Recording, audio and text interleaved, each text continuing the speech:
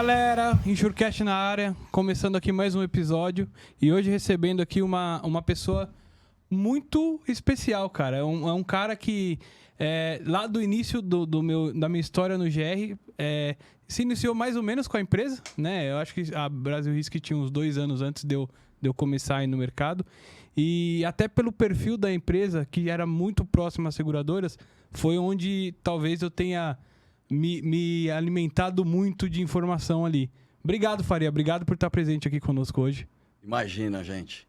É uma satisfação enorme estar aqui com vocês, Rafa, Rodrigo. Obrigado pelo convite. Me sinto lisonjeado de poder participar e contribuir um pouquinho com a minha história, com a história da BRK, que agora Brasil Risk é BRK.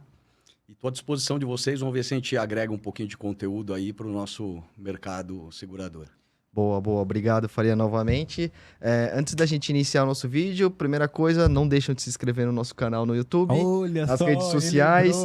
Tem que lembrar no começo do vídeo. Nas redes sociais. Inclusive foi a dica lá do Luciano aqui, né? Nas redes sociais, deram curtir, compartilhem, deem sugestões de quem vocês querem que tragam também, porque só estamos trazendo pessoas interessantes, né? Faria agora aqui, um cara empreendedor aqui, eu quero saber mais sobre a história dele. E vamos lá, vamos para os nossos patrocinadores? Se você é do ramo do seguro de transporte, certamente já ouviu falar da Moraes Veleda. Temos o prazer de tê-la conosco como nosso patrocinador. Hoje, a MV é líder de mercado no gerenciamento de risco e prevenção de perdas, sempre utilizando as melhores tecnologias, sem deixar de lado a humanização no atendimento e execução de suas atividades. A Moraes Veleda possui um software house pronta para desenvolver aplicativos personalizados para você ganhar tempo, reduzir custos e potencializar resultados. A Moraes Veleda vai muito além das soluções habituais, utilizando sua experiência de 23 anos para estar à frente das suas necessidades. Lá eles consideram que missão dada é missão cumprida. Obrigado, MV.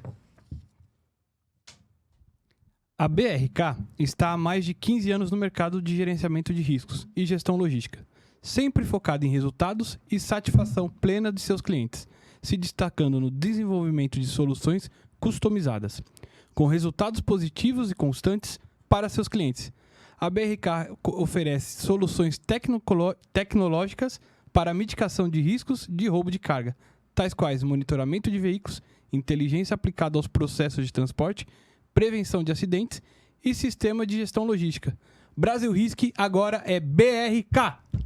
E Faria, boa, moleque. Gostei do nome, cara. Gostei dessa mudança para BRK, acho que foi mais simples, ficou mais fácil de se falar. Ficou bonito também, né? O logo ficou bacana. Bem interessante. E mais do que isso, cara, eu acho que todo mundo já chamava Brasil Risk de BR, agora é BRK. Como que foi a ideia dessa mudança? Por que isso aconteceu? Cara, excelente a pergunta, né? Um monte de gente tem falado conosco em relação a isso, né? Pô, a mudança de nome.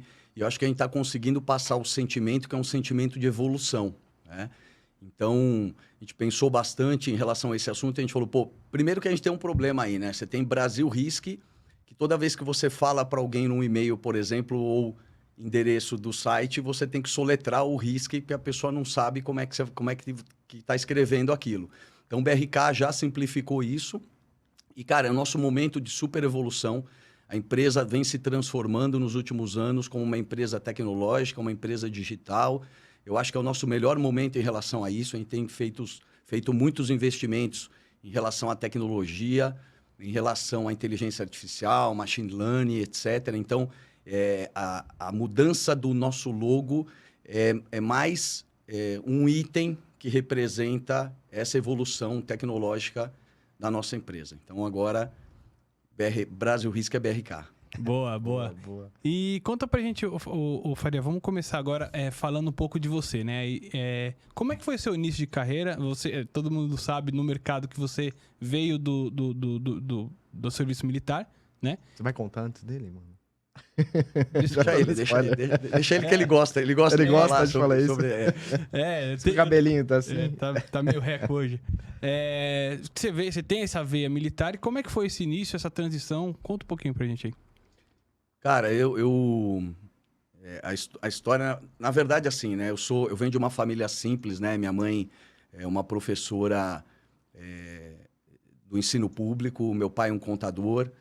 Antes mesmo de eu ir para o Exército, eu fui office boy durante uns 2 anos, mais ou menos. E mais ou menos junto com a questão do Exército, veio a questão da faculdade, né? Então, eu fui fazer faculdade de Direito com uma ideia meio ficcionada de ser delegado, né? Então, falei, pô, vou fazer faculdade de Direito. E entrei na faculdade. Quando eu já estava terminando o primeiro ano, foi a minha época de alistamento militar. Eu ia completar 18 anos, então tinha que me alistar como qualquer um de nós. E por estar na faculdade, eles me selecionaram para ir para um tal de CPUR, que eu não sabia o que era isso. Então, o Centro Preparatório de Oficiais da Reserva.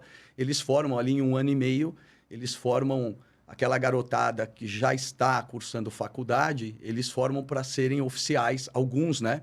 Para serem oficiais durante um tempo limitado de 8 anos. Então, foi assim que eu ingressei no Exército e lá fiquei durante os 8 anos que eu podia ficar, que foi o tempo máximo. Eu fiz a escola durante 1 ano e meio, depois eu servi praticamente quase 4 anos num quartel de tropa, terminei a faculdade de Direito e fui para a assessoria jurídica do Exército, aqui pertinho no Ibirapuera, né? E aí vem uma das primeiras... Eu gosto de contar bastante história, né? Claro. Tô chegando perto dos 50 anos, a gente vai acumulando história. Então, vem uma das primeiras histórias assim, que foi marcante para mim, que quando eu fiquei na assessoria jurídica do Exército, quando eu completei o tempo máximo, eu fui sair do Exército, né? Nós éramos obrigados a nos desligar. Uhum. E aí, com mais três colegas que estavam na mesma situação que eu e também estavam na assessoria jurídica, a gente falou, pô, vamos montar um escritório. Pô, a gente tem bagagem, a gente está aqui 3 anos e tanto aqui, só que só trabalhando com direito militar, né? Mas vocês chegavam a receber processos internos, assim, para analisar?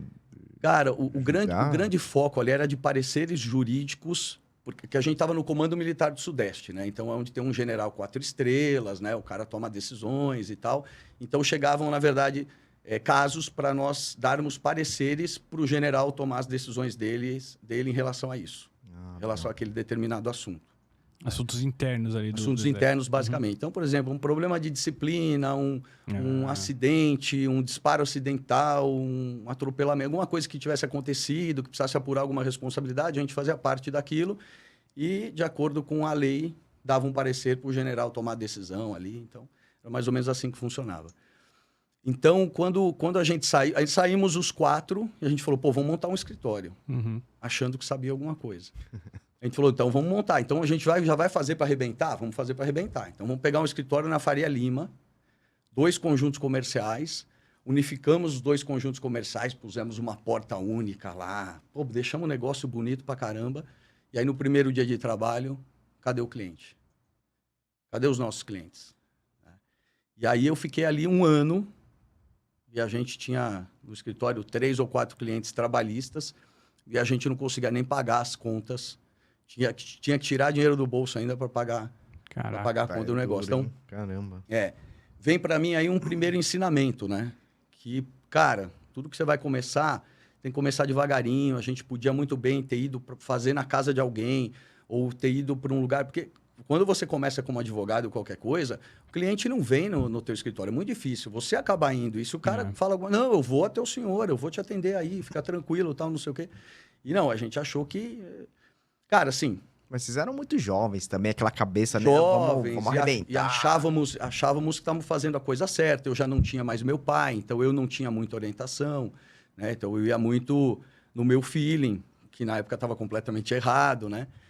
Mas foi legal para aprender, cara, porque quando a gente foi falar de Brasil Risk, a gente foi montar Brasil Risk, tudo aquilo que eu tinha feito de errado. Então, por exemplo, a gente começou, os prédios que a gente foi, a gente mudou 2 vezes. E os prédios que a gente ocupou, a gente não mexia em nada.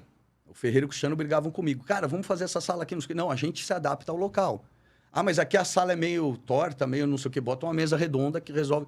Então, assim, a gente pegamos esse negócio de não mexer. A gente se adaptava ao lugar. A hora que desse certo, começava a ter dinheiro, sobrar dinheiro. Então, tá bom, agora vamos mexer, não precisa mexer.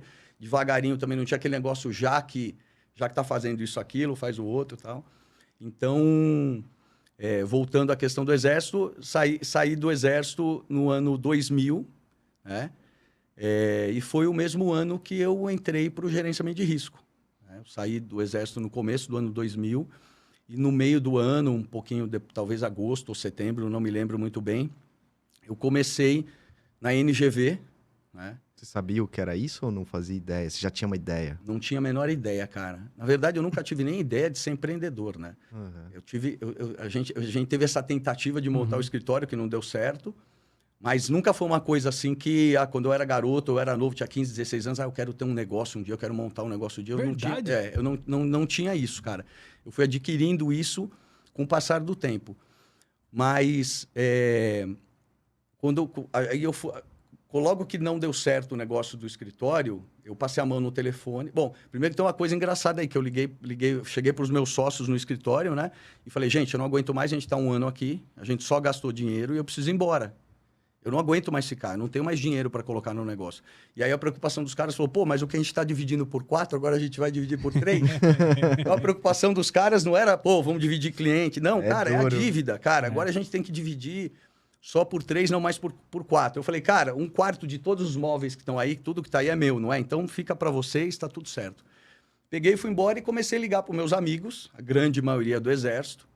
Falei, gente, não deu certo lá o negócio do escritório, eu saí. E depois não deu certo mesmo, os caras ficaram mais 5 ou 6 meses e fecharam. Entendi. E aí eu comecei a ligar para os caras e falar, cara, eu preciso trabalhar, alguém está sabendo de alguma coisa? Aí um amigo falou, olha, eu fiz uma entrevista numa empresa chamada NGV Gerenciamento de Risco. Só que eu também fiz na GP Patrimonial. Como a GP me chamou primeiro, eu fui para a GP, eu acho que tem essa vaga em aberta na tal da NGV. Eu falei, mas o que é esse negócio de gerenciamento de risco? E ele me respondeu mais ou menos assim, cara, são uns postos avançados, você tem que fazer uns controles, um checklist de caminhão e tal, falar com o motorista, fazer briefing com o motorista. E mais ou menos o começo do GR era isso. E aí eu falei, beleza, cara, me passa o contato. Aí me passou o contato de um capitão reformado. Eu fui, fiz a entrevista, passei no processo seletivo e comecei, em 2000, trabalhar com gerenciamento de risco na NGV. Caraca. Que era do Coronel Vaz e do Coronel Newton. Cara, Vaz também é verdade. Uma escola, só tenho a agradecer o tempo que a gente passou por lá. Uma escola. Aprendemos muito do que é certo, mas aprendemos também o que não fazer. Tomamos lição do que não fazer.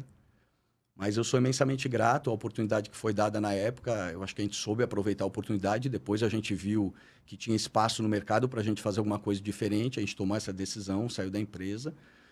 E em 2006, fundamos a então Brasil Risk. E você começou como PA mesmo, ou Faria? Eu comecei, na verdade, eu fui contratado. Tem uma história legal aí também, tá vendo? Que eu vou lembrando das histórias aqui. E que também traz ensinamento, cara. Eu comecei, na verdade, numa posição chamada supervisor de contrato. Tá. Mas começou de cima. Comecei de cima, cara. Os caras, tenente, veio advogado, como tenente. Mas aí tem uma história triste aí no meio, né? Eu entrei quando era NGV. 6 meses depois, o Vaz e o Newton tiveram algum problema e resolveram cindir as empresas. E o Newton criou a NGO e o Vaz criou a GV. E aí, quem estava naquela posição de supervisor de contrato, gerente operacional e etc., puderam escolher em qual das duas empresas queria trabalhar. Quem estava... Porque eles fizeram uma divisão de contrato. Né? Então, vamos supor, a empresa tinha uns 40 contratos. 20 para mim e 20 para você. Quem estava dentro do contrato acompanhou. O gerente do contrato, o coordenador, os PAs acompanharam o contrato. Quem estava fazendo gestão, que era o meu caso, o caso do Cristiano também, nós éramos em 5 supervisores de contrato, nós pudemos escolher. E aí os 5, mais o gerente de operações, escolhemos trabalhar com o Vaz. Cara, a gente quer trabalhar na GV. E beleza. Primeiro dia de GV, ajudamos, fizemos uma mudança lá, tal, não sei o quê. Primeiro dia de GV, a gente sentou numa mesa de reunião. Aí o Vaz falou, gente, nós temos um problema. Nós tínhamos 5 supervisores para 40 clientes. Agora nós temos 5 supervisores para 20 clientes. Não dá. E aí virou pro Lauro. Na época, o Lauro era o supervisor de contrato que ficava no Rio. Falou, ô, Lauro, eu não fiquei com nenhum cliente do Rio, cara. Como é que eu faço, cara? Vai trabalhar com o Coronel Newton. E aí virou para mim e falou assim, Faria, você foi o último que eu contratei, cara. Então, vou te colocar de aviso prévio. Ou você vai trabalhar com o Coronel Newton.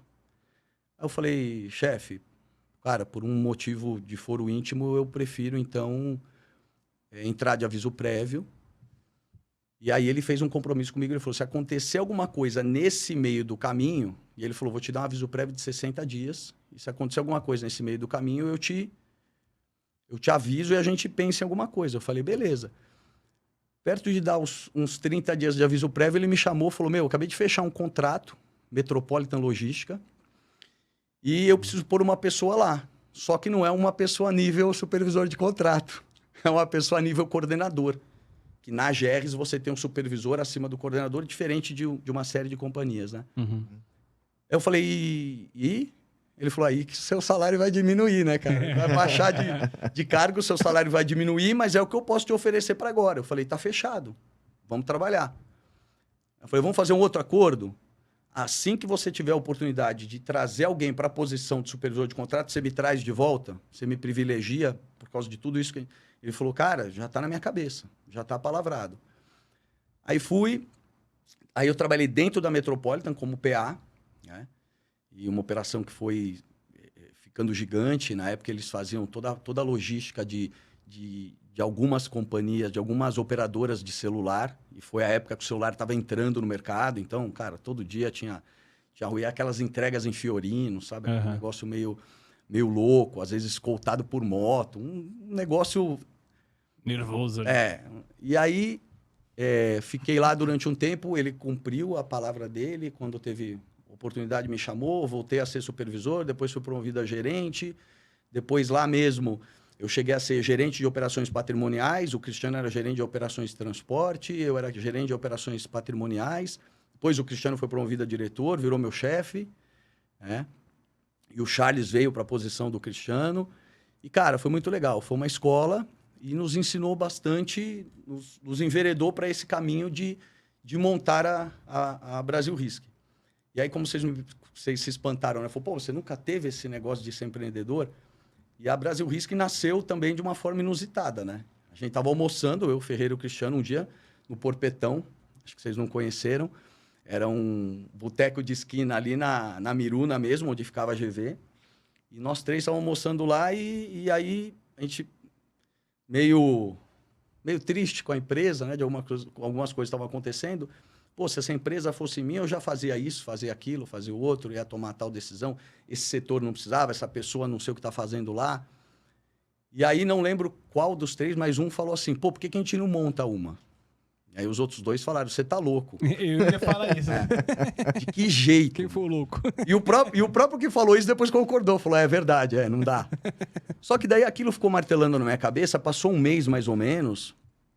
Eu peguei o computador um dia, abri uma planilhazinha de Excel lá e falei, cara, o que precisa, né? Para montar uma gerenciadora de risco. Então, vamos lá, aluguel, espaço. E comecei a colocar alguns valores, algumas coisas fui atrás e pesquisei. Outras coisas foi meio por sensibilidade, um aluguel, mais ou menos tanto, vai gastar tanto de energia, tanto de água, não sei o que, condomínio. E montei lá uma planilha e cheguei para os caras e falei, sabe aquela conversa que a gente teve aquele dia? Tá aqui, ó, se a gente montar, a gente precisa desse valor aqui. Os caras olharam e falaram, até que não é muito. Mas como é que nós vamos fazer isso? Eu falei, cada um tem um carro. O carro de todo mundo está quitado? O carro de todo mundo está quitado. Então, beleza. É praticamente metade do valor que a gente precisa se a gente vender os três. Rescisão. Todo mundo tem rescisão, mais ou menos a mesma rescisão, tal, não sei o que, cara, o valor praticamente dobra. Se cada um tiver mais um pouquinho aí guardado embaixo do colchão, a gente monta esse negócio. E é assim que a gente fez, cara. Aí a gente se organizou um pouquinho melhor E na época não tinha tanta exigência quanto hoje para você começar, né, Faria? Verdade. Em termos de estrutura e etc. Era no que era novidade, assim? Não era no que era novidade? Já tinha GV que você tinha falado? Eu não sei nem se é questão de ser novidade ou não, mas a questão de as próprias companhias de seguros ainda não está preparada para avaliar a GR de uma maneira mais técnica, né? Exatamente. Não tinham os profissionais de gerenciamento de risco que tem hoje dentro das companhias, que hoje todos conversam de igual para igual com a gente. E mesmo quando começou a ser criado isso lá atrás, você chegava com um relatório de Autotrack, por exemplo, os caras não sabiam ler. Né? E muitos profissionais que têm seguradora hoje vieram também, né? De gerenciadoras, né? Grande parcela, cara. Grande parcela. As gerenciadoras formaram muitos profissionais também para esse nicho, né? Sem dúvida nenhuma. Sem dúvida nenhuma a gente contribuiu. Mas é um setor que há algum tempo eu falava, é um setor desunido. Hoje eu vejo que existe já alguma coisa das empresas estarem se falando um pouco As mais. gerenciadoras? Eu acho que hoje, principalmente com as... Naquela época que a gente não tinha Brasil Risk ainda e trabalhava na outra empresa, tinha um certo...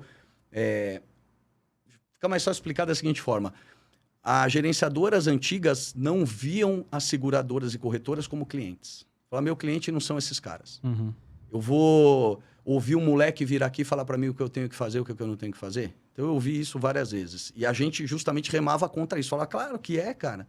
O principal, que são os principais clientes, porque se ele te desomologa ou se ele não te homologa, você não trabalha. Quando a gente montou a Brasil Risk, a primeira preocupação é, será que em 6 meses a gente está homologado em todas as empresas?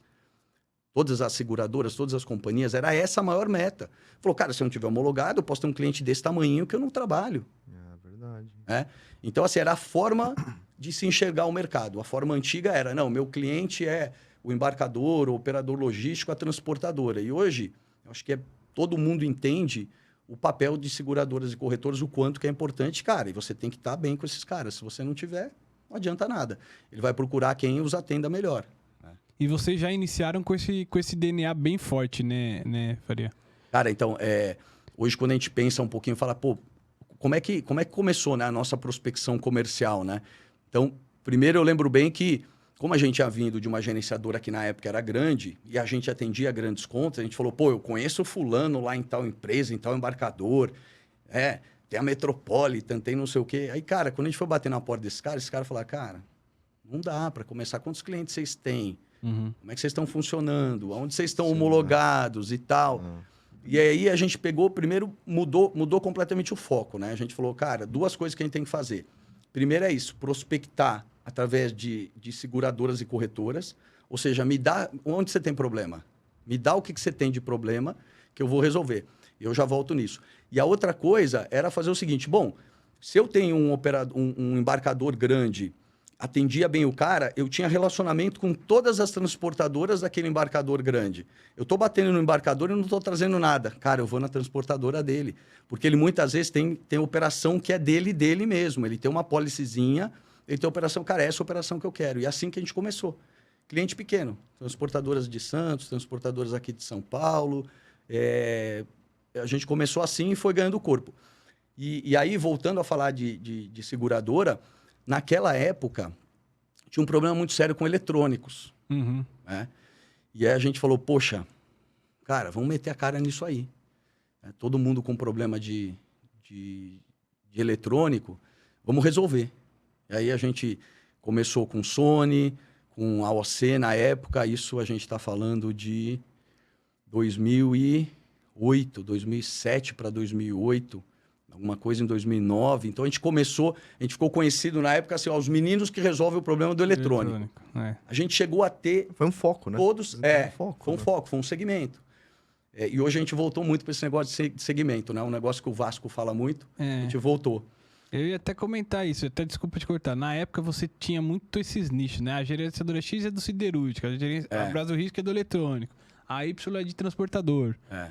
Aí vocês principalmente ampliaram... É que antigamente também não tinha muita cultura de outros segmentos, embarcadores, contratar GR. Eu acho que conforme foi dando certo aqui, e aqui começou a virar um problema, vocês foram abraçando outros segmentos também. Não, exatamente. Mas hoje eu acredito muito nessa questão de foco. Né? Eu acredito muito que quando você é especialista em alguns setores, você acaba entregando muito mais. Né? Então, se você está, por exemplo, na área de bens de consumo, a gente tem muito cliente de bens de consumo. Né? A gente acaba pegando o know-how daquele tipo de produto, como que funciona... E aí, para você atrair outros, pô, tá funcionando para o meu concorrente. Cara, eu quero fazer com o cara que sabe resolver meu problema, né? Então, hoje a gente tem um foco muito grande em relação a segmentos. Eu acredito muito nisso. A gente teve até também, quando a gente conversou com um corretor, o Roberto da Insert, e ele é um corretor focado em transporte. Ele não vende mais nada, só transporte. Eu acredito muito nessa questão. E o que você está falando, eu concordo plenamente. Você foca, você fica especialista naquilo e vira referência naquilo, né? Exato. E aí, até para concluir o que você perguntou, o nosso foco foi, em relação à prospecção de negócio, foi com seguradoras e corretoras. Mais com seguradoras ainda. A gente vê outras empresas do segmento que investiram muito em corretoras menores. Então, fizeram muitas parcerias com corretores menores. Cada um vai para o mercado de um jeito, né? A gente sempre sempre esteve muito convencido de que a gente tinha que atender o nosso principal cliente, que são seguradoras e corretoras. E na época que você estava na AGV ainda, você como supervisor de contrato, né, que você comentou, você já tinha esse contato com a seguradora? Você já percebia isso de uma maneira diferente? Já tínhamos contato, porque quando tinha algum problema de sinistro, não sei o quê, a gente fazia reunião, ia explicar o sinistro, etc. e tal. Normalmente a gente não ia para tomar café, né? A gente que era ali, né? Que empurrava o piano, a gente ia na hora da bucha mesmo, né? E eu acabei lembrando uma outra história. Conta aí, Faria. Quando a gente foi montar, que eu falei da montagem da Brasil Risk e da dificuldade que foi na época, né? Que a gente saiu contando moeda para poder montar o negócio. E eu tava de casamento marcado quando tudo isso aconteceu. Pô, legal. Sempre nessas horas, né? Tá tudo acumulado. Exatamente. E aí, eu fui o primeiro a sair da AGV para poder me colocar 100% à disposição do projeto da Brasil Risk, que a gente até então também não sabia o nome. Depois eu falo como é que o nome surgiu. Aliás, o nome surgiu a gente tomando cerveja no boteco, eu, Ferreira e o Cristiano, começamos a falar enrolado, um monte de nome de empresa, e o Cristiano soltou o Brasil Risk, e a gente falou... Que soltou. Aí vocês, esse mesmo, não sei o quê. Aí bebemos mais para comemorar que a gente tinha achado o nome. Da hora. Mas isso foi depois que estava reformando já o lugar que a gente tinha alugado e tudo. Mas aí eu cheguei para mim, isso foi em abril, mais ou menos, quando eu saí, e eu estava com o casamento marcado para setembro.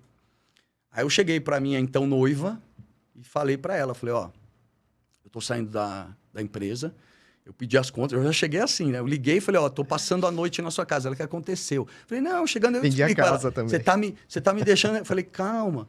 Aí cheguei lá e falei, ó, saí, tal, o projeto é esse, expliquei para ela o que a gente ia fazer. Aí primeiro ela falou, meu, você é doido. Você tem uma boa posição lá dentro, porque na época eu tava como gerente de área, né? Então, uma boa posição lá dentro, você tem bom relacionamento com o Vaz, você tem bom relacionamento com o Vinícius.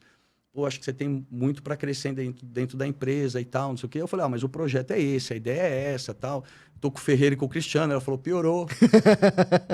Primeiro eu falei, eu tô com o Cristiano. Ela falou, Aí eu falei assim, tô com o Ferreira também. Ela falou, puta. Mas você sabe, Faria, deixa eu até...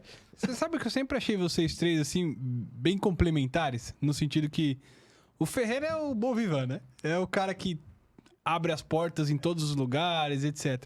O Cristiano é o cara que passa aquela seriedade. Quando precisa, manda o Cristiano, sabe assim? E você é o cara que puxa a cordinha ali, né? Você é o cara que... Não sei, não, ao meu ver... Tudo vem de fora. É a impressão que vocês passaram. Você é o cara assim, pô... Vamos dar uma segurada aqui. Aqui não precisa. Vai modelando. O cara mais cabeça. Eu até brincava com o Ferreira, né? Quando a gente precisava pensar em algum projeto pra algum segurado e tal... Aí ele, eu só preciso convencer o Cristiano, porque eu falei vai ser difícil. Mas era mais... Aí no 2-1 eu era voto vencido. Era mais ou menos por aí. Mas realmente, os perfis são muito complementares. E isso, a gente sempre percebeu isso no dia a dia, né? Na forma da gente conviver e na forma de expor ideias. E depois isso ficou sacramentado quando a gente fez alguns testes, DISC, não sei o que lá. Então a gente vê que realmente os perfis são bem complementares. E eu acho até que isso é essencial para qualquer organização. Com certeza. Se tivessem 2 caras pensando igual o Ferreira, a empresa falia. E se tivesse 2 caras pensando em segurar muita coisa, também a empresa não ia para frente. Então, acho que o equilíbrio ali, você ter skills complementares, eu acho que é super importante. Mas aí, voltando ao assunto lá do casamento... Aí eu cheguei para ela e falei, não sei o que, você tem certeza, tal? Eu falei, eu tenho certeza, tal. Eu falei, então eu quero postergar o nosso casamento. Porque eu não sei quando é que eu vou ter salário de novo, eu não sei o que vai acontecer, eu não sei como é que vai ser, eu vou ter que super me dedicar a isso, não tem dia, não tem hora. E eu não quero me comprometer com você, tirar você da tua casa, do conforto que você tem, para você passar perrengue comigo. Então vamos adiar 1 ano, vamos ver o que vai acontecer. E aí ela falou assim, não, amanhã a gente conversa, então. Eu peguei e fui embora, ela ficou meio chateada, tal, não sei o quê. Aí no dia seguinte, ela que me ligou e falou assim, vem aqui que eu quero conversar com você. Eu cheguei lá, ela que tinha planilhado tudo. E falou, ó, é mais ou menos isso aqui que nós vamos gastar por mês? Eu falei, mais ou menos isso aqui. Por quê? Ela falou, não, então eu seguro as pontas. Então postergar o casamento não deu certo. Não, eu seguro as pontas, faço questão, não sei o quê. Então, assim, até um agradecimento para minha esposa, que sempre foi muito parceira, né, cara? Então, desde o começo, ela viu, ela limpou chão junto comigo. Ela, de final de semana, fechou o envelope para mandar fatura para cliente, papel pardo, não tinha logo, não tinha nada. Imprimindo boleto, imprimindo relatório de rastreamento, botando tudo para mandar para os clientes, isso de final de semana. Ela me ajudava e tinha que varrer e passar pano, não sei o quê. Então, sempre foi muito parceira em relação a isso. Então, uma história que eu lembrei aqui com satisfação. E não tem como se dar certo sem a ajuda de quem tá contigo, né, cara? Cara, você tem uma ideia, né? Antecipando um pouquinho até da nossa cronologia, né? Quando teve toda essa nossa mudança para a Inestec, cara, foi a decisão mais importante das nossas vidas, né? Decisão profissional mais importante, né? Primeiro que a gente não estava tomando uma decisão só por 3 famílias. A gente estava tomando uma decisão por 950 famílias na época. Hoje somos 1.100. Nós temos 1.100 colaboradores, contando BRK e LogRisk, que é a nossa empresa da Inestec agora, no México, mas foi uma iniciativa nossa em 2019. Então, tomar uma decisão... Tá grande lá já, hein? Tá, cara, a gente tá com 150, 160... Caraca. O headcount é mais ou menos esse hoje lá. Cara, desculpa te cortar. E crescendo. Não, depois nós vamos falar disso também. Tem bastante coisa pra gente falar. Mas quando a ideia, né? Quando a gente foi tomar uma decisão dessa, uma decisão de tamanha importância, né? Uhum. E foi uma coisa que, na época, acabou que me consumiu, né? Sim. Porque, pô, estamos tomando uma decisão tão difícil, não sei o que e tal. E aí eu fui procurar uma mentoria. Falei, cara, eu preciso de alguém mais experiente que possa me ajudar. E aí, pode falar o nome de profissional aqui? Ou não? Pode, claro. E aí, a Sandra é minha coach, me acolheu na época super bem e me ajudou a entender o momento, o que estava acontecendo, o que eu queria para os próximos anos, etc. E uma coisa que ela me chamou a atenção, e entre esse equilíbrio que a gente está falando, né? Que é que se você não está bem em casa, não tem como, você tá mal em casa, não tem como você levar isso para o trabalho. Você não está bem de saúde, não tem como isso não afetar o trabalho. Então, o equilíbrio entre as coisas é muito bacana. E uma das coisas que a Sandra falou, ela falou assim, cara, você precisa ensinar algumas pessoas como é que faz para ser um empresário bem-sucedido foi por conta dela, para ser um empresário bem-sucedido, estar saudável, ser saudável, praticar o teu hobby, a tua academia, etc., se manter casado, né? Então, hoje você vê muitos empresários bem-sucedidos, mas que sacrificaram alguma coisa. Né? E acho que até esse momento que a gente passou de pandemia, tudo, cara, traz um pouco de reflexão em relação a isso, né? A gente ficou mais com a família, a gente se preocupou mais com a saúde. Então, cada vez mais mostra que o equilíbrio entre saúde, lazer e trabalho e família, cara, isso tudo tem que estar muito bem alinhado, tem que estar tudo muito bem, porque senão... Aonde vai estourar a corda vai ser justamente no trabalho. E você sabe que, assim, até eu comentei, acho que em outro... eu não sei se eu te falei isso, mas na abertura da empresa, lembra que tinha que assinar negócio, mandar contabilidade? Documentação, teve um cara aí que me ajudou, cara. Pô, obrigado, porque a gente também é muito amador ali. Eu tava ali, velho, só um parênteses rápido, tava ali na Brasilisk resolvendo uma reunião ali com o cliente e tal, com o cliente não, sobre um cliente. E aí eu falei, encontrei, beleza, eu tô indo embora, mas não é pra tua casa não. Eu falei, tá indo embora pra minha casa assim, né? Eu brinquei assim. Aí eu falei, não, eu tô indo no cartório. Eu olhei pro Ale, porque eu tinha falado pro Ale que eu precisava ir no cartório, assim, se tinha ali perto. Pra casa, tá. Aí o Ale falou, leva ele, leva. Aí eu peguei carona com ele, me ajudou, passou a gente né? A gente foi no atendimento VIP lá, né? Atendimento mensalista, né? Caramba, obrigado. Pô, então, que orgulho ter participado Participou um pouquinho, da abertura, né, cara? com certeza. Não, aqui, ó. Então, participando aqui com a gente, pô, obrigado agora. Imagina, aqui. Cara, imagina, enfim, satisfação. E vamos agora avançar um pouquinho na história da BRK. Na época, Brasil Risk teve um boom gigante, né? Em algum momento. Como é que foi, como empresário, administrar esse crescimento, o Faria? Eu imagino que deve ter tido percalços ali, de estruturas e etc. Como é que foi isso aí, cara? Cara, assim, o momento mais difícil da empresa, sem dúvida nenhuma, foi o começo. Porque o começo, ele te traz muitas incertezas, né? Você não sabe o que vai acontecer no dia seguinte. Você vai fechar o próximo cliente, se naquele mês você vai perder um cliente, como é que vão acontecer as coisas. A gente foi crescendo de uma forma gradativa, né? Não chegou a ter assim... Claro que teve anos que a gente cresceu... pô, sei lá, 500, 600%, né? Porque do zero, qualquer coisa que você crescer é muito. Do pouco, a mesma coisa. Hoje em dia, os desafios são muito maiores. Mas eu sempre brinquei com o Ferreira e com o Cristiano, e isso foi até uma metodologia que a gente acabou implementando na empresa. Eu sempre falei para eles o seguinte, eu falei, olha, a gente vai dar passos do tamanho das minhas pernas. Como eu tenho 1,65 m e a perna é curta, então nós vamos dar passo curto sempre. Sempre falei isso para os caras.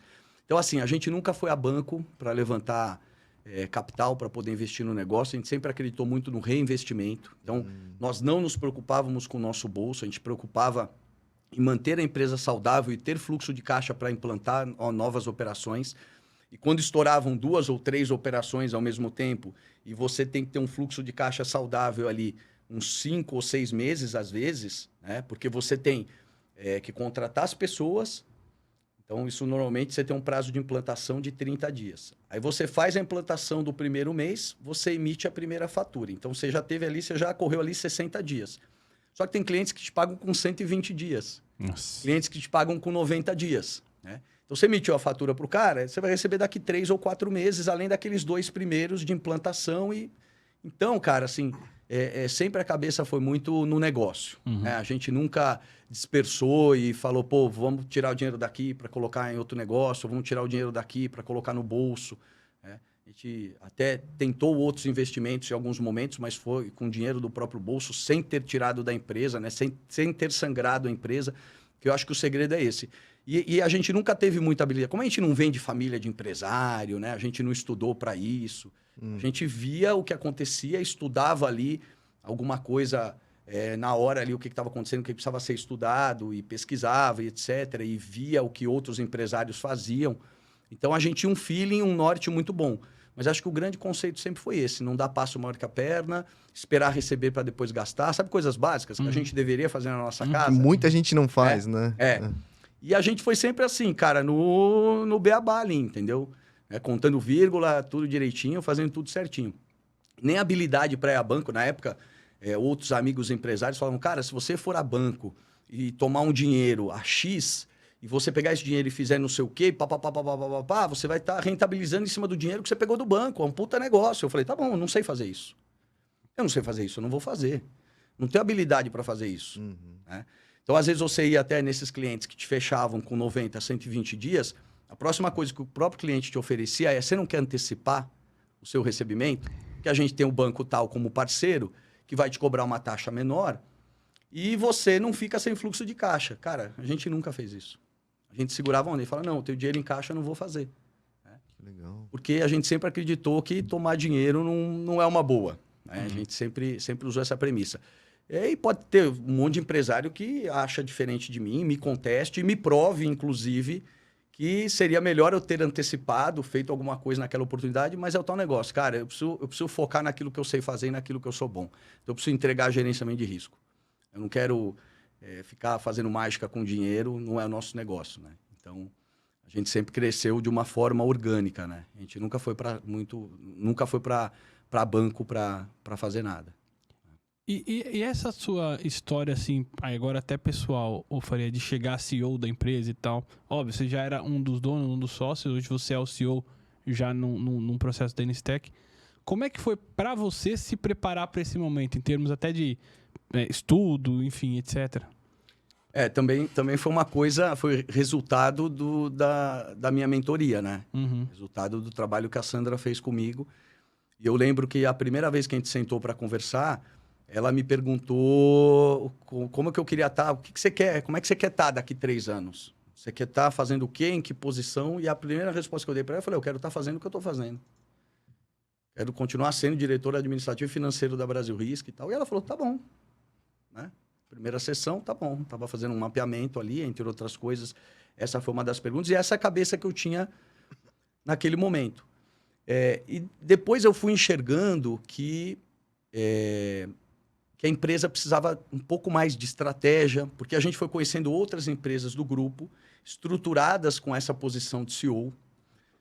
E eu acho que hoje, uma das principais coisas que o CEO tem que fazer, que um presidente de empresa tem que fazer, é focado em liderança. Eu vou te dizer que 80% do tempo dele ele tem que estar dedicado a isso. Pelo menos é o que eu tenho estudado, é o que eu tenho visto por aí, para fazer dar certo. E aí, eu comecei a perceber, falei, bom, 19 empresas Nestec. Só uma que não tem essa estrutura. Tem 3 diretores. Aí facilitou um pouco porque o Ferreira passou para a posição de vice-presidente do mercado de relacionamento com o mercado securitário. Então, acabamos ficando eu e o Cristiano. E eu comecei a estudar, eu comecei a me preparar não para isso, eu comecei a me preparar para mim. Porque eu pensei, cara, eu tenho hoje um contrato de executivo de 3 anos. Eu não sei o que eu quero fazer daqui a 3 anos. Eu não sei o que a Nestec vai querer comigo daqui a 3 anos. Pode ser que ela não queira mais estar comigo, pode ser que eu não queira mais estar com ela, pode ser que eu queira outros desafios, pode ser que ela me proponha outros desafios, eu quero estar preparado para isso. Então, essa fase de coach foi me direcionando para isso. Eu fui achando alguns cursos e vim fazendo desde então, cara, eu tenho estudado sem parar. Estou estudando atualmente. Boa. E aí foi me mostrando que eu comecei a perceber que eu poderia entregar mais para a empresa. Uhum. Mas acabei chamando o Cristiano por uma conversa, porque, assim, se tem um fator, se você me perguntar qual é o maior fator de sucesso da Brasil Risk, eu vou dizer que são meus sócios. São pessoas que eu admiro extremamente, são pessoas super competentes, com habilidades diferentes das minhas. Então, assim, eu sou apaixonado pelos dois, cada um com o seu estilo, cada um com o seu jeito de ser, mas são pessoas, vocês conhecem, então não preciso ficar vendendo o peixe deles aqui. Estou, na verdade, abrindo meu coração, dizendo o quanto que eu sou apaixonado por eles dois. Mas qualquer um de nós 3 teria a plena capacidade de assumir uma posição de CEO dentro da empresa. E aí eu sentei junto com o Cristiano e falei, Cote, o que você acha aqui da gente mudar um pouco a estrutura e colocar uma posição assim, colocar uma posição não sei o que e tal, papapá. Aí na hora ele já virou e falou assim, concordo, é você. Eu falei, não, cara, não, nós estamos conversando aqui, vendo, porque na minha cabeça a gente podia até chamar alguma empresa, algum profissional que fizesse alguma dinâmica, alguma coisa que direcionasse. Falou, para esse momento da empresa, a gente precisa de uma pessoa com um perfil mais assim, que é fulano. Vocês chegaram a cogitar essa ideia? Eu pensava nisso. Uhum. Eu pensava que a gente poderia fazer uma dinâmica dessa. Tá. E aí o Cristiano falou, não, cara, eu acho que é você. E aí eu falei, mas por quê? Ele falou, primeiro porque eu acho que nesse momento você está mais bem preparado, você vem do financeiro e do administrativo. Eu não tenho noção nenhuma de financeiro. Eu acho que o cara numa posição de CEO tem que ter esse conhecimento. E outra, a gente tem um desafio enorme aqui em relação a crescimento de faturamento em 2022, que o Cristiano, inclusive, está arrebentando. Já dou spoiler para vocês aqui. A gente vem crescendo nesse primeiro trimestre algo em torno de 30% em questão de faturamento, comparado ao ano passado. Mas você acha que o fim da pandemia tem ajudado também ou não? É trabalho... Acho que muita prospecção que foi feita no ano passado, muita coisa que foi plantada no ano passado e por causa de pandemia, muita coisa não tomaram decisão, não teve visita às empresas, a gente não visitou empresas, estava um relacionamento frio. Uhum. Eu acho que a pandemia deu uma estagnada em muitas coisas, né? Você contrata uma GR sem ir na GR, sem conhecer a central de monitoramento, sem não sei o quê. Aí o cara da seguradora, da corretora tem que ir lá também falar ok, mas o cara também, né? A companhia colocou uma regra ali de não visitar, de não sei o quê. Blá, blá. Então eu acho que complicou um pouco. E aí tudo aquilo que a gente semeou aí no último ano, 1 ano e meio, a gente está colhendo agora. Mas, cara, sem dúvida nenhuma... total mérito do Cristiano e do time comercial, porque ele tem uma capacidade gigantesca em relação a isso. O Cris tá comercial agora? Então, 100% ou não? 100% comercial. A gente combinou, ele cuida do comercial e eu cuido do resto. Do resto. Eu ia falar, e o operacional? Não, o operacional tá com o Alê, o Camargo. Legal. Então ele tá com o Alê, o Camargo. No meu lugar veio a Rosângela, que era minha gerente financeira, hoje é nossa head de finanças. A gente ficou super feliz também. Primeiro, por uma questão de diversidade e representatividade de mulheres líderes dentro da empresa. Mas não só por isso, não é por isso que ela está nessa posição. Ela está nessa posição pela competência que ela tem. É uma pessoa que eu sou fã dela, aprendo muito com ela. E o Silvio na área de tecnologia, né? Nosso CTO. Legal. Então, nosso board hoje é esse. Então, batendo papo com o Cristiano, a gente começou, falei, não, peraí, vamos chamar o Ferreira. A gente chamou o Ferreira, independentemente dele estar na Nestec, ele... Cara, viveu Conhece Brasil tudo. Risk e BRK a vida inteira, né? Então, Ferreira, o que você acha disso? Assim, a gente tá pensando nessa reestrutura. Ele falou, Faria, voto em você. E aí os dois brincaram, falaram assim, você pode votar em quem você quiser, que vai ser 2-1.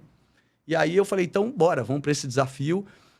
Talvez a gente faça daqui 2 ou 3 anos, faça uma mudança de cadeira com o Cristiano, não sei o que pode se desenhar para os próximos anos aí, mas acho saudável também. A alternância, né? É importante. Eu acho saudável. Mas, assim, a gente vem fazendo um trabalho extraordinário esse ano em relação a crescimento, né? Uma das grandes metas da empresa é crescer esse ano, crescer 20% acima do ano passado. E, segundo o Cristiano, nós vamos crescer 40%, né? Opa. Porque ele falou que Alcançou a meta. até o final. Ele tá nessa. Eu tô agora trouxe uma preocupação boa para dentro de casa, né? Ontem a gente estava conversando, estava com o Camargo e com ele, a gente estava conversando sobre reestruturação, quem que vem, abre vaga para quê, traz tal gerente, promove o outro, esse cara assume isso. Então, assim, dor de cabeça boa. Negócios que vão entrando e a gente vai se ajustando dentro da empresa. Mas hoje nós somos uma empresa bem madura, né? Sim. A gente tem... eu acho que a gente conseguiu mostrar para o mercado.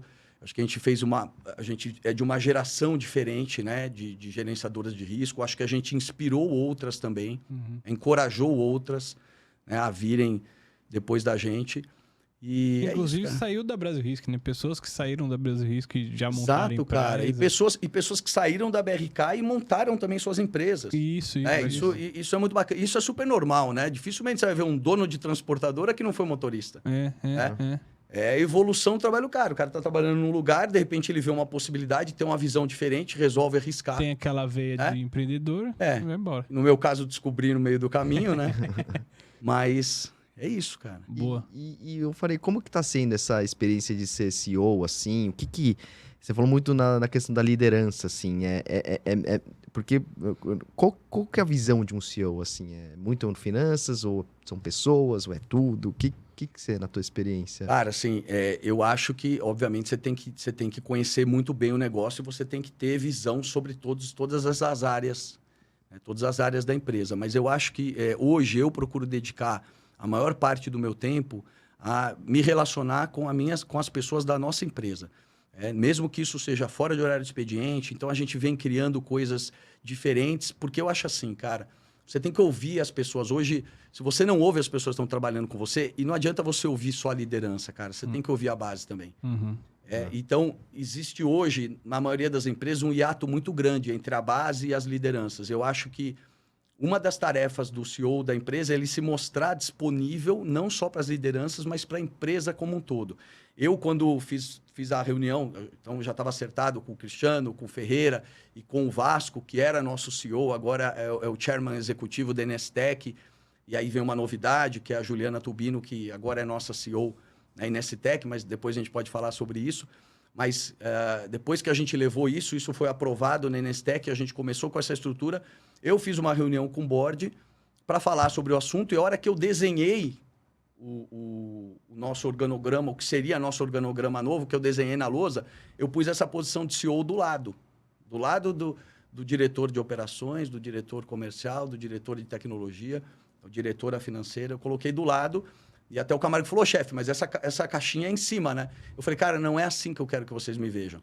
Eu quero poder contribuir cada vez mais com o trabalho de vocês. Vocês sabem mais do que eu, tecnicamente, sobre as suas caixinhas. As suas caixinhas, né?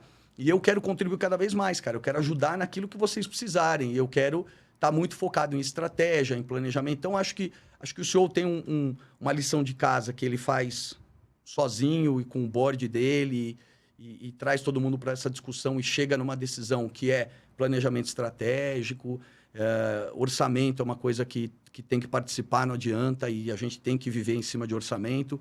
Mas eu acho que o fundamental é você estar próximo das pessoas. Então, a gente implementou na empresa coisas como o papo reto. Então, a gente tem, todo mês, a gente tem um dia, a cada mês, que a gente faz um papo reto, é um café da manhã com pessoas de um determinado departamento. Então, a última que a gente fez foi com o pessoal de TI. Então, a gente faz online, né? Algumas pessoas participam online e outras pessoas, quantas couberem, a gente coloca presencialmente. E é um café da manhã mesmo. Tem lá pão de queijo, croissant, o suco, papapá. E a gente vai batendo papo sobre várias coisas. Legal. Então não tem, assim, gente, qual é a dor de vocês? O que está acontecendo? Ah, eu acho que não sei o que do benefício. E aí, a Nalva, né, que é a nossa gerente de DH, lá a gente chama de desenvolvimento humano e não recursos humanos. A Nalva está lá anotando tudo e depois daquilo a gente gera um relatório e depois a gente sai tentando resolver todos os problemas. Eu deixo bem claro para as pessoas que não dá para resolver tudo da noite para o dia. É igual na casa da gente. A gente não tem orçamento para resolver tudo da noite para o dia. E é aqueles 5 minutos sem perder a amizade, né? Mas ninguém chato, tá Legal, ali. cara. Cara, mas você Ninguém tem... se sente ameaçado por Não, estar ali. não, cara, a gente tenta ter um papo muito tranquilo. A gente fez a noite da pizza, a gente faz o almocio, que eu brinquei, né? Que eu botei o nome lá do almocio, que a gente almoça com o pessoal do Central de Monitoramento, os postos avançados, a gente está marcando uma data para que todos os postos avançados venham para a empresa, não sei se vai ser almoço ou se vai ser jantar, mas para comer pizza ou para fazer o churrasco. Com os departamentos, eu saio com os departamentos, eles me chamam, então tem a data, essa semana você vai sair para almoçar com o pessoal do financeiro. O pessoal que me leva. Eu pago a conta, mas o pessoal que me leva. aonde eles querem ir, entendeu? Ah, a gente quer ir no Outback, vamos no Outback. Ah, a gente quer ir não sei aonde, vamos não sei aonde. E para ouvir realmente as pessoas, porque você tira muito ensinamento disso, cara. Você tira muito insight. E aí, quando você depois traz o resultado daquilo, que eu acho que isso é o mais importante. Não adianta você, cara, entender o que as pessoas estão querendo e depois você mostrar para as pessoas que você entendeu o recado e está fazendo alguma coisa em relação a isso. Dá uma devolutiva Então, por exemplo, cara, no último almoço que a gente fez, veio uma operadora, me chamou para conversar e começou a chorar sobre um determinado fato que tinha acontecido, em relação à família, não sei o quê, mas ela teve a liberdade de me puxar e falar, preciso falar com você particular. E aí chamou a Nalva também e falou, quero conversar com vocês, e abriu o coração pra gente ali, ou seja, eu estou precisando de ajuda e não tinha ninguém para me ouvir. Agora eu estou vendo que, né? E aí eu vou almoçar, eu brinco que eu almoço 3, 4 vezes, que eu faço questão de não ficar na mesma mesa o tempo todo. Então eu começo a comer em uma e vou em outra, e vou em outra, e vou em outra. Eu brinco pro pessoal, falo, cara, troca de lugar comigo agora. Rodrigo, você é o CEO da BRK. Me fala uma coisa que você quer resolver. E aí o cara, sabe, você cria, nessas horas, você deixa a pessoa à vontade para falar realmente o que ela sente. Né? E assim, vários insights, várias coisas que a gente tem que melhorar, porque eu acho que a gente tem que melhorar sempre. Né? Então, a gente tem ido nesse caminho, cara. Eu acho que tem dado certo, a gente tem dado retorno das coisas que as pessoas vão falando. Pra você ter uma ideia, né? A gente estava com um problema de turnover com o pessoal de TI. Quem não está atualmente, né? Falar, né? Do jeito que a coisa se desenhou hoje, com home office, etc., a valorização dessa profissão, e eu acho que tem que ser super valorizada mesmo, mas você ter hoje uma concorrência, inclusive, com o mercado global, né? O cara daqui pode estar trabalhando para qualquer lugar do mundo, e não adianta você ficar correndo atrás de salário, né? O cara recebeu uma proposta, você cobra a proposta. Com pouco ele recebe outra, papapá. Esse cara não está alinhado com o teu propósito. Então, o trabalho que você tem que fazer é de propósito e é de cultura. E é isso que a gente vem fazendo quando a gente está em contato com as pessoas. Então, a gente estava com um turnover de TI no começo do ano. Cara, foi terrível. Acho que deu 7,5% no mês de janeiro. Caramba. Para 0 agora em março. O que a gente fez no meio do caminho? Happy hour com os caras de TI, papo reto com os caras de TI, almoço com os caras de TI. Ou seja, a gente trouxe o pessoal de TI para perto. Sentir parte da empresa, valorizado, né? Exato, pertencente, né? E aí a gente começa a falar muito sobre o propósito. Cara, o que você imagina que a Brasil Risk faz, cara? Que a BRK, né? Eu tô errando. Eu ainda não acostumei, né? E aí, colocar qual é o propósito da empresa. Cara, você já reparou que a gente aqui, quando a gente fala de prevenção de acidentes, a gente está salvando vidas? Pois é. Você já reparou que quando a gente está falando de gerenciamento de risco durante o transporte, você está provendo segurança para o motorista que está viajando muitas vezes sozinho, numa estrada, durante a noite, com risco de roubo, não sei o quê. Você está passando uma segurança para aquele cara. Você está contribuindo com a sociedade, evitando roubo. Quando você fala de logístico, tudo que a gente faz de logística é para melhorar a produtividade. Quando você fala em melhorar a produtividade na cadeia logística, você fala que o caminhão não tem que estar batendo lata, não tem que estar andando sem carga. Você diminui a quantidade de horas paradas. E quando você vai fazendo tudo isso, você diminui circulação de caminhão. Diminuindo circulação de caminhão, você diminui emissão de CO2. Verdade, cara. Então, quando você vem para essa galera mais nova, que é super dedicada a essas coisas, eu acho que tem que ser, e eu tenho aprendido muito com eles, né? Porque muita coisa, durante algum tempo, muita coisa eu falava, isso não é problema meu. Né? Não que eu não achasse certo as bandeiras que eram levantadas, eu sempre achei as bandeiras super certas, mas eu às vezes falava, cara, eu não posso fazer nada, né? A culpa disso não é minha, e hoje em dia eu mudei completamente minha cabeça. Hoje em dia, eu posso fazer muita coisa na posição que eu estou hoje, eu posso fazer muita coisa. Hoje a gente abre vagas dentro da BRK exclusivas para mulheres. A gente abre vagas exclusivas para PPI. Faz questão de atender não só cotas para deficientes, mas, cara, a gente tem o maior prazer de trabalhar com pessoas com deficiência. E não para cumprir cotas. Cara, a gente tem pessoas com deficiência trabalhando na empresa há quase 10 anos, cara. Que da hora, cara. Que amam a empresa. Tem o Jonathan, tem o Wilker, tem o João, tem o Rainer, tem várias pessoas que a gente adora e que adoram trabalhar com a gente e não estão ali, cara, estão ali ralando pra caramba. Né? Então, acho que essa evolução, até tudo isso vem um pouco com a questão da marca, né? É uma transformação, eu falei muito de transformação tecnológica, que claro que é também, mas muito de mindset também. Eu acho que até para internacionalização da marca facilita, né? Deixa um negócio mais clean ali. Sem dúvida, sem dúvida. E isso foi um marco dentro da empresa também, né? Nós fomos pioneiros em internacionalizar a empresa, levando a empresa para o México em 2019. O nosso Tadeuzão tá lá. Pô, Tadeu, verdade. O cara que super topou isso e a gente sabia que não seria fácil, né? Você ir para um país que você não conhece a cultura, não fala a língua e vem trazendo uma proposta de um serviço diferente. Quando a gente chegou lá, a gente achou que a gente fosse fazer Ctrl-C, Ctrl-V do que a gente faz no Brasil, lá no México. Eu tava pensando, porque deve ser igual. Não é. Os caras, eles têm problemas iguais ou maiores do que os nossos.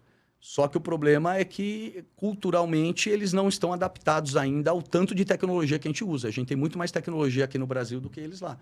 Então, lá o Tadeu teve que dar passos atrás. Lá a gente faz coisas que a gente não faz aqui no Brasil. Então, por exemplo, recuperação de carga, né? Pronta resposta. Lá a gente faz como LogRisk. A gente tem as antenas, a gente tem os carros, tem os antenistas. É o nosso pessoal que vai recuperar. Você está exportando o know-how da cadeia inteira, né? Não só do GR. Todos os... Mas, assim, eu fico imaginando também, né, Fred? Deve ser muito louco, porque, por exemplo, você, sei lá, coisa na minha cabeça, pode corrigir aqui, falar que eu tô falando besteira, mas, sei lá, você pega os cartéis lá do México, os caras, você é bem barra pesada ou não? Aqui no Brasil a gente ganha nesse quesito também. Não, cara, lá é pior. Lá é pior, lá tem negócio de cabeça pendurada em poste, lá tem uns negócios... Cara, lá nego enterra caminhão, velho. Diferentes, Mano, os caras são muito loucos lá, né, cara? A gente tá, inclusive, muito pra marcar louco. uma live com o Tadeu pra falar um pouco do mercado do México, enfim. Cara, vai ser bem bacana. Vai ser bem bacana, porque realmente a gente foi desbravador aí nesse negócio. E hoje, além do México, a gente tem operação no Peru, Colômbia, Equador... e a gente continua expandindo lá. É claro, a gente tem clientes lá que acabaram nos conduzindo para esses outros países, né? A gente fez um trabalho tão excepcional lá no México que os caras falaram, cara, eu preciso de vocês aqui.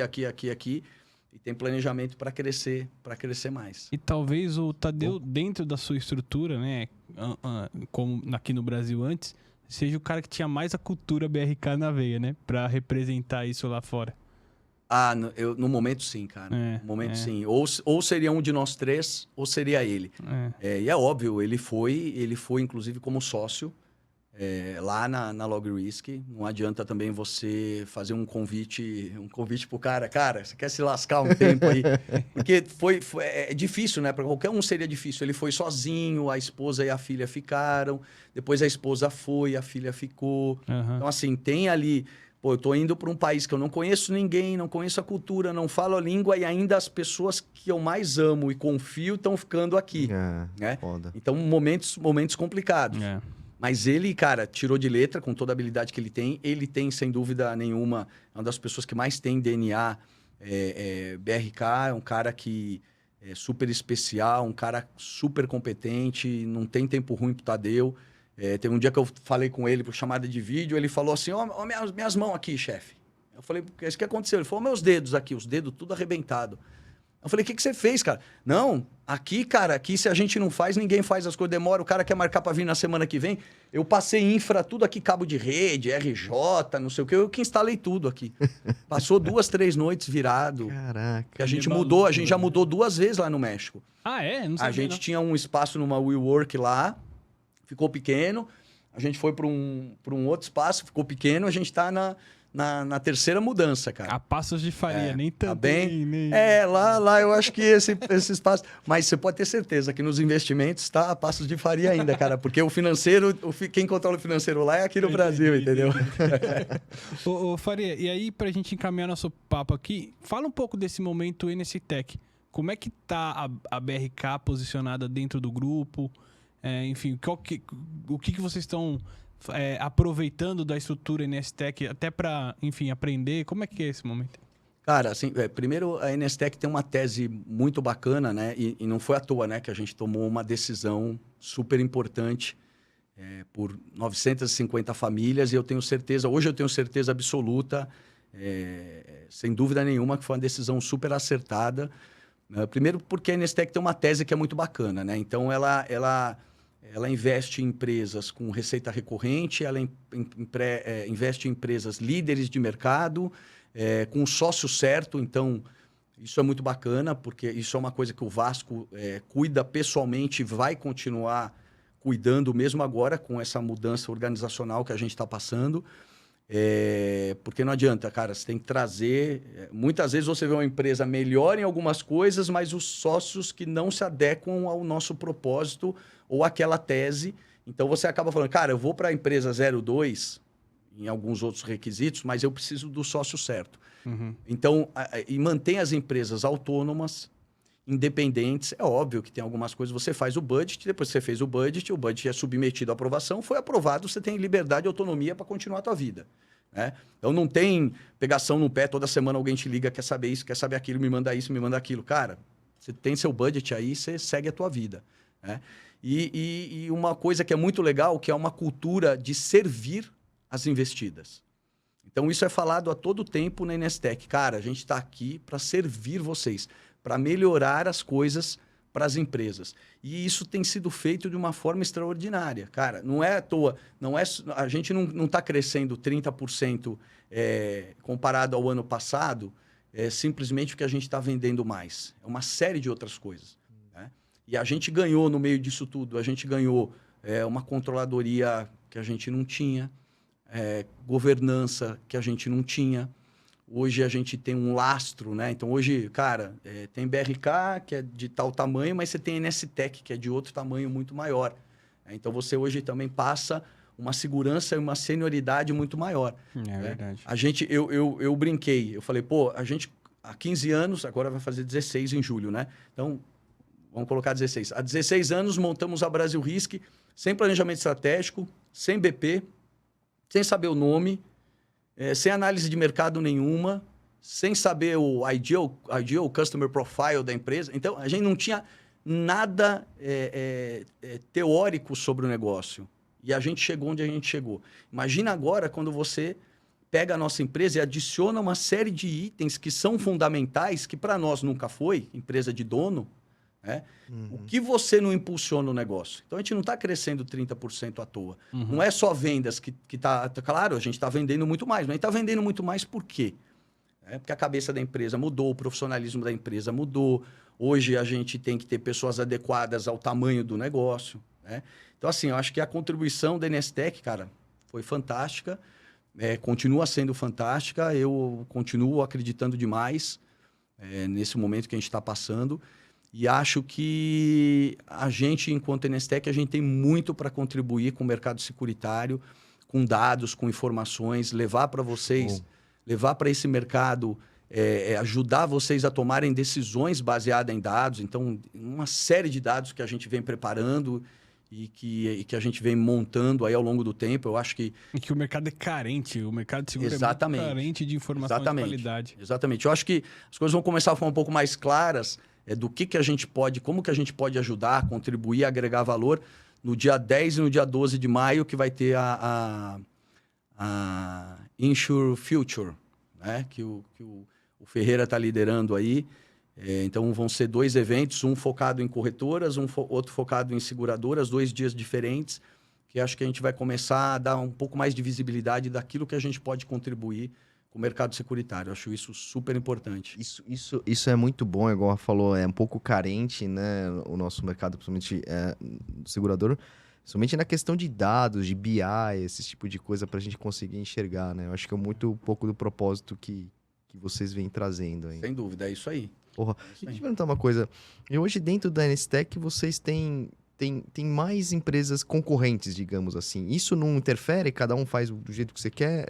Assim, do jeito que você quer, não, mas... cada um Não. segue vida solo.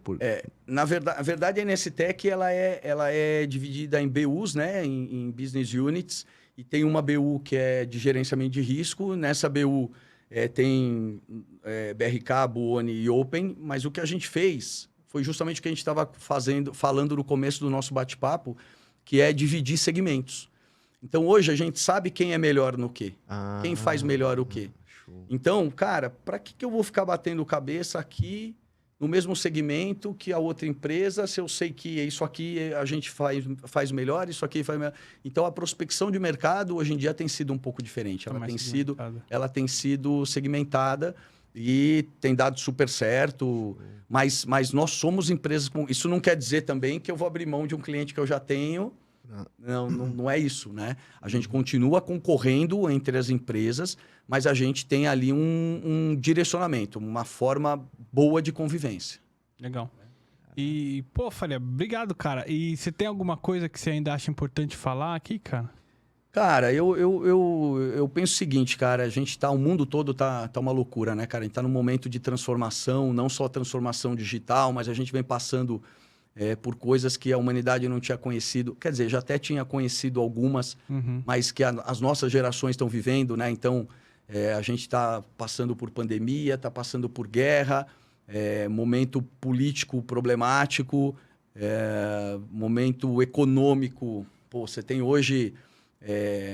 renda cada vez menor, juros cada vez maior, inflação cada vez maior. Então, a notícia é que os tempos não estão tão bons. Mas eu acho que quando a gente está em tempo de incertezas, a gente tem que fazer o nosso trabalho de casa de mapear essas incertezas e saber trabalhar, de alguma forma, transformar isso em alguma coisa útil para as companhias, né? E assim, cara, como recado final, se eu posso contribuir um pouquinho, eu acho que os líderes das empresas têm que cada vez mais estar focado nas pessoas, né, na gestão dessas pessoas. Afinal de contas, você fala muito em tecnologia, a gente falou o tempo todo de tecnologia, BRK e etc., mas quem faz a tecnologia são as pessoas. Se você não tiver as pessoas motivadas, as pessoas engajadas e comprometidas com o propósito da sua empresa, não adianta, porque não vai para frente. Então, acho que quem hoje tem posição de liderança tem que se ater bastante a isso. Hoje, por exemplo, se eu vou fazer a contratação de uma pessoa, cara, a última coisa que eu quero saber, até porque provavelmente já passou por outras áreas, mas eu, por exemplo, eu não levo em consideração qual faculdade que fez, se é particular, se é pública, se é ou se não é. Entendeu? Eu analiso muito mais soft skills, como que esse cara trabalha com questão de criatividade, como que esse cara trabalha como resolvedor de problemas, o que esse cara já fez em conjunto com o time, o que deu certo e quando deu errado, como que deu errado. Hoje a gente fala muito em política do erro, né? A gente tem que deixar as pessoas errarem, já nem se considera mais erro, se considera caminhos de aprendizagem diferente, né? Então, acho isso, cara. Acho que a gente tem que estar super focado em pessoas sempre, cara. Por mais que haja toda essa evolução tecnológica e digital, eu acho que se a gente não tiver as pessoas engajadas, a empresa não evolui. Caraca, que show de bola. Vou fazer mentoria com o Faria, mano. Por ti, cara. Show de bola, cara. Vamos embora. E boa. você sabe que você falou uma coisa que era... Até olhei pra ele na hora, que era muito uma discussão que a gente tinha. É verdade. Lá atrás. Minha cabeça mudou, viu? Pô, não importa onde o cara estudou, o que o cara... Importa, assim, quem ele é, o que ele pode fazer e o que a vaga pede. Entendeu? Se ele se dá o match ali, então... É isso, cara. E a gente começa a perceber, é óbvio que a gente está convivendo com uma série de coisas, né? Hoje você ouve falar em cloud, hoje você ouve falar em IoT, 5G, e aí tá. E isso vai ser cada vez mais exponencial. A gente cada vez mais vai ter tecnologias novas, né? Mas não adianta, cara, porque quem desenvolve essas coisas são as pessoas. Né? E no final de contas, vai chegar uma hora que o robô vai resolver um monte de coisa. Então, o que a gente hoje entende como problema, até dando um exemplo, no gerenciamento de risco, a gente está nesse caminho. Daqui a um pouco eu não preciso mais de operador de monitoramento. O robô vai operar. O robô vai entender quando chegou um início de viagem, o que ele tem que mandar para configurar o caminhão, depois ele manda uma mensagem de liberado. Ele consegue fazer tudo isso. Chegou no ponto certo, ele identifica que chegou no ponto certo. O cara pediu abertura de porta, o robô manda abertura de porta. Pediu para abrir baú, o robô... Cara, tudo o robô vai fazer. E quando você traduz isso, você entende o seguinte, fala, cara, problemas comuns os robôs vão resolver. Eu preciso de pessoas com habilidade de resolver problemas complexos e problemas caóticos. A gente está vivendo outro mundo agora e eu acho que é essa a direção. E aí também outra coisa como líder que a gente tem que fazer é procurar estudar e aprender sobre tudo isso e principalmente incentivar que aqueles que estão no seu time, na sua empresa, façam a mesma coisa. Ou se não tiverem a oportunidade de fazer, a gente tem a obrigação de passar. Obrigado, cara. Valeu mesmo bola, aí. Que bate-papo animal, cara. Cara. Muito... Pois é. Passa muito rápido. Aprendi pra caramba também. Gostei Imagina, pra caramba. Você sabe que a gente vai criar uma série empreendedores aqui, porque Eu acho que sim, a gente tá trazendo uma galera assim que tem... fora da caixinha, Faria. Legal, porque, cara, que legal. Porque, pô, pra gente tem sido... Eu brincava assim que vai ser minha pós-graduação em seguros, isso aqui, mas... Tá ampliando esse leque, empreendedorismo. O que a gente aprende nesses bate-papos, cara. É verdade. Excepcional, cara. Pô, eu que tenho que agradecer a oportunidade de estar junto com vocês. Eu acho que o mercado estava carente de alguma coisa em relação a isso. O papo de vocês é super descontraído, a gente fica super à vontade. Então, pô, parabéns, sucesso e contem com a gente sempre. Fechou, pô, À obrigado. disposição. Autoriza o Tadeu lá pra fazer uma live com a gente. Já tá, cara. Já tá. Boa. Pessoal, só lembrando, galera, esse projeto Insurecast é um projeto meu e do Rodrigo. As empresas que a gente trabalha ou eventualmente tenha trabalhado, nada a ver com o processo. Todas as opiniões são nossas. Combinado? Faria, obrigado. Excelente bate-papo. Valeu, Mais uma Faria. japa e Bora até lá. a próxima, Valeu, galera. pessoal. Até mais. Tchau, tchau.